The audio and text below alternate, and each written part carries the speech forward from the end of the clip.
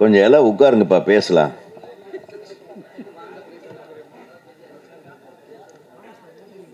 நிறைய பேர் பேச வேண்டியிருக்கு. கொஞ்சம் சீக்கிரம் உட்காருங்க. டக்கு டக்குன்னு பேசிட்டு கிளம்பணும். ஏன்னா கிட்டத்தட்ட இன்னைக்கு 12 மணி ஆகிடும்.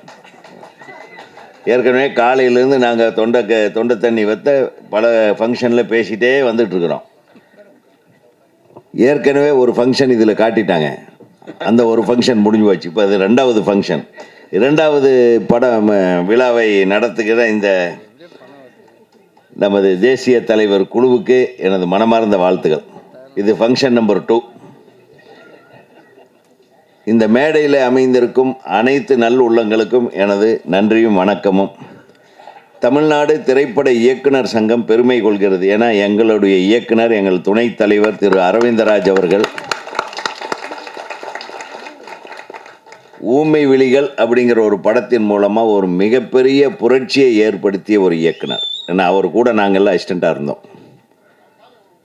அதனால தான் நம்ம பொழப்பு இப்படி ஒரு வழியாக நம்மளுக்கும் ஒரு சான்ஸ் கிடைச்சிது சைடில். ஸோ எங்களை எல்லாம் இயக்குநர்களாக வளர்த்து விட்ட அந்த திரைப்படத்தின் மாபெரும் இயக்குனர் திரு ஆர் அரவிந்தராஜ் அவர்கள் சாதாரணமான ஆள் அல்ல.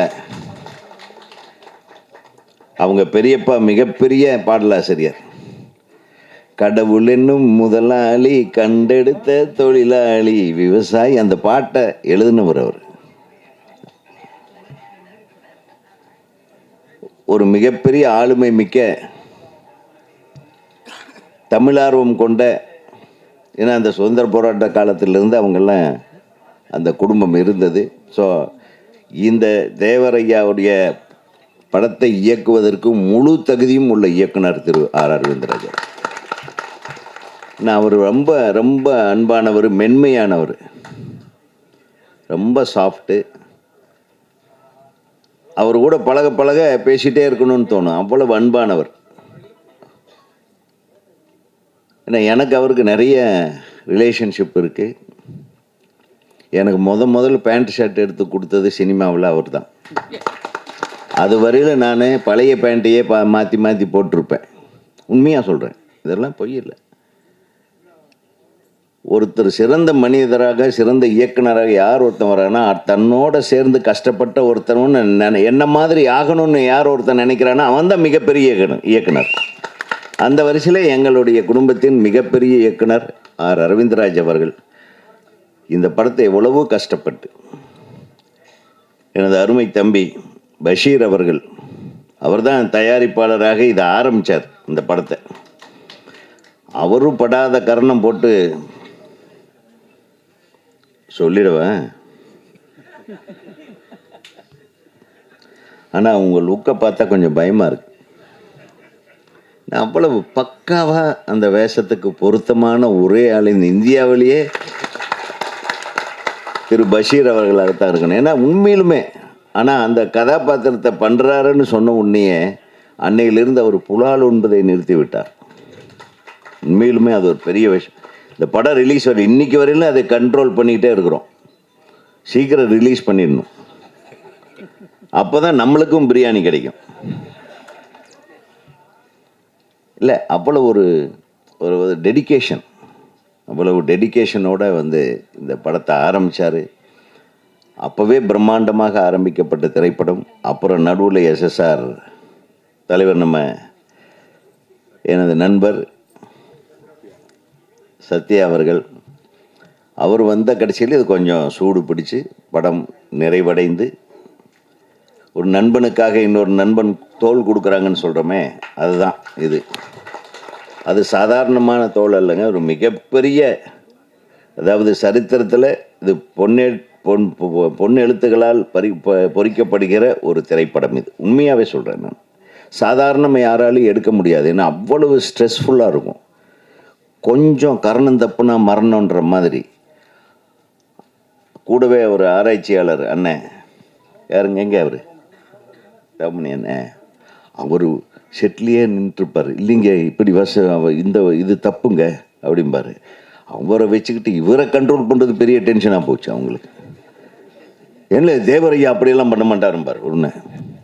ஸோ ஆக கண்ணில் எண்ணெய் ஊற்றிட்டு இல்லை, கண்ணில் எண்ணெய் ஊற்றிட்டு இது கரெக்டாக போய் சேரணும். சரியான தேவரையாவை பற்றியான சரியான கண்ணோட்டத்தை மக்களுக்கு கொண்டு போய் சேர்க்க வேண்டும் என்பதற்காக படைக்கப்பட்ட ஒரு படைப்பு தான் இந்த தேசிய தலைவர். நிறைய சொல்கிறாங்க தேவரையான ஜாதி தலைவரே கிடையாது, தேவருக்கும் ஜாதிக்கும் சம்பந்தமே இல்லை அப்படின்னு இந்த படம் சொல்லும். நான் பல பஞ்சாயத்து பண்ணியிருக்கேன் நம்ம படங்களில். ஆக மட்டும் 18 பட்டின்னா ஆர்வி உதயகுமார் எவனை நினைக்காம இருக்க முடியாது.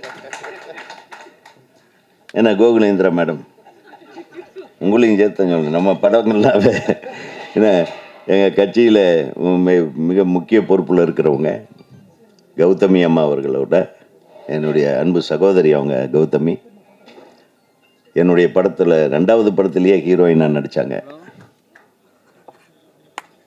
சிவாஜி சார் சத்யராஜ் சார் நடித்த புதிய வானம் படத்தில். அது மட்டும் இல்லை, நான் எதுக்கு சொல்ல வரேன்னா, இது நம்மெல்லாம் படம் எடுத்துருவோம். ஒரு மாமன் மச்சான் கதை, அண்ணன் தங்கச்சி கதை, மாமன் பொண்ணை லவ் பண்ணுற கதையில் இதெல்லாம் அப்படியெல்லாம் பண்ணவே முடியாது. நான் கூட பயந்தேன், அரவிந்த் இது கொஞ்சம் பார்த்துக்கணும், ஜாக்கிரதையாக பண்ணுங்க அப்படின்னா. 2.5 வருஷம் 3 வருஷம் இருக்கும், 2.5 வருஷம் இருக்கும், 3 வருஷம் ஆச்சு. அந்த 3 வருஷம் ஏவிஎம் கார்டன் பெருசாக இருந்தப்போ ஆரம்பிச்சது. இப்போ அதில் பில்டிங் ஆஸ்பத்திரி ஆகி போச்சு. என்ன அவ்வளவு நாள் எடுத்திருக்காங்க. எதுக்குன்னா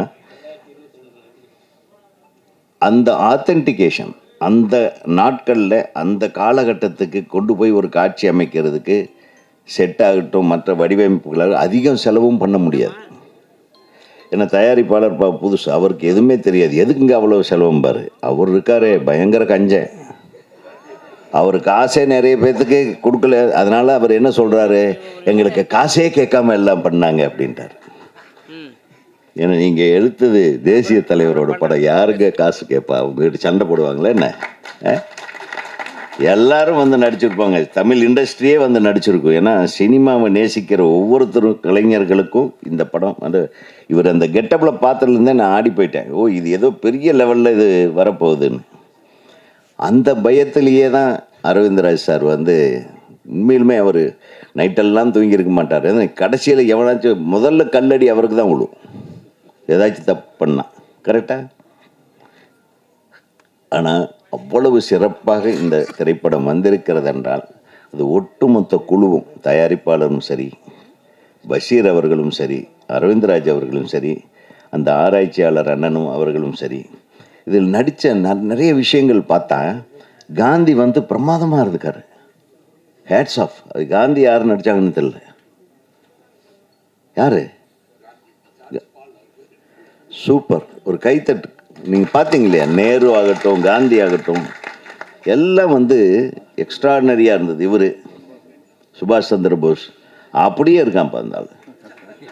நான் பயந்துட்டேன், ஏன்னா அந்த ஃபேமிலியிலேருந்து ஏதோ அந்த ஜீன் தானோன்னு இருக்கலாம். வாழ்த்துகள். ஏன்னா இதில் எதுவுமே எந்த ஆத்தென்டிகேஷனும் மாறல, எல்லாமே அமைப்பாக இருந்தது. அது அவருடைய மறைவு, அவருடைய பூத உடல் புதைக்கப்படுகிற காட்சி உண்மையிலுமே அது முழு படமும் பார்த்து அந்த காட்சிக்கு பார்த்தீங்கன்னா நீங்கள் எல்லாம் அழுதுருவீங்க, எல்லாரும் அழுதுருவோம். ஸோ சாதாரண தலைவர் அல்ல. அன்றைக்கே நேதாஜி சுபாஷ் சந்திர போஸோடு போயிட்டு அந்த ட்ரெஸ்ஸை போட்டுட்டு நின்ன ஒரே தமிழன் அவர் தான். இந்த இந்தியாவுக்காக மாற்று வழியையும் சிந்தித்தவர். அதனால தான் சொல்கிறேன், அவருடைய வரலாறு நிறைய மறைக்கப்பட்டதுக்கு காரணம் அதுவாக கூட இருக்கலாம்.